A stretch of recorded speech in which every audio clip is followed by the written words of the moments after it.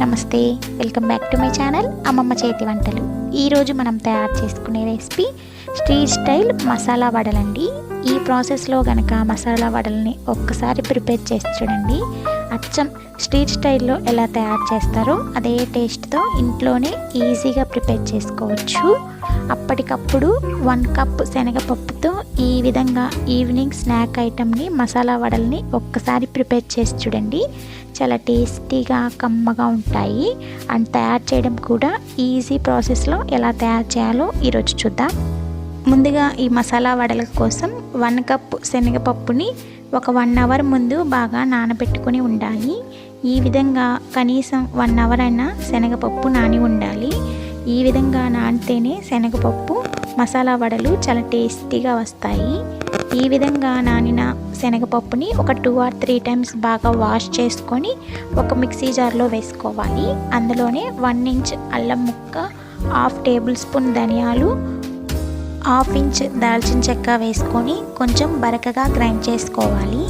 చూస్తున్నారు కదండి, ఈ విధంగా నీళ్లు వాడకుండా కొంచెం బరకగా పిండిని గ్రైండ్ చేసుకొని ఒక బౌల్లోకి వేసుకోవాలి. అందులోనే 2 మీడియం సైజ్ ఆనియన్స్ని వీలైనంత సన్నగా చాప్ చేసుకున్నవి, 2 పచ్చిమిర్చి, కొంచెం కరివేపాకు, కొంచెం కొత్తిమీర వేసుకోవాలి. అందులోనే 2 టేబుల్ స్పూన్ నానబెట్టుకున్న శనగపప్పు, 2 టేబుల్ స్పూన్ శనగపిండి, టేస్ట్కి సరిపడినంత సాల్ట్ కూడా యాడ్ చేసుకొని ఇవన్నీ బాగా మిక్స్ అయ్యేంత వరకు ఒకసారి బాగా మిక్స్ చేసుకోవాలి. 1 టేబుల్ స్పూన్ బియ్యం పిండి వేసుకొని ఇవన్నీ పిండిలోకి బాగా మిక్స్ అయ్యేంత వరకు ఒకసారి బాగా మిక్స్ చేసుకోవాలి. ఈ ప్రాసెస్లో ఎక్కడ నీళ్లు వాడకూడదండి. ఆనియన్స్లో నుంచి నీళ్లు వస్తాయి కదా, అవే సరిపోతాయి. ఈ విధంగా పిండిని బాగా మిక్స్ చేసుకొని ఇప్పుడు పిండిలో నుంచి ఒక చిన్న బాల్ లాగా చేసుకొని వీడియోలో చూపిస్తున్న విధంగా మసాలా వడల్ని ప్రిపేర్ చేసుకోవాలి. మరీ పలచగా కాకుండా మరీ మందంగా కాకుండా వీడియోలో చూపిస్తున్నాం కదండి, ఈ విధంగా కొంచెం మందంగా ఉండేటట్టు మసాలా వడల్ని ప్రిపేర్ చేసుకోవాలి.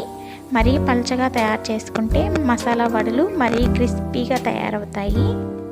ఈ విధంగా మసాలా వడల్ని తయారు చేసుకొని డీప్ ఫ్రైకి ఆయిల్ పెట్టుకొని ఆయిల్ బాగా హీట్ అయిన తర్వాత మంటని మీడియం ఫ్లేమ్లో పెట్టుకొని ప్యాన్కి సరిపడినన్ని మసాలా వడల్ని ఒక్కొక్కటిగా వేసుకోవాలి.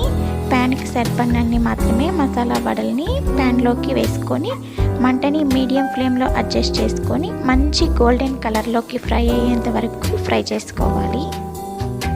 ఈ విధంగా మంచి గోల్డెన్ కలర్లోకి ఫ్రై అయితేనే మసాలా వడలు లోపల వరకు ఫ్రై అయ్యి చాలా టేస్టీగా కమ్మగా ఉంటాయి.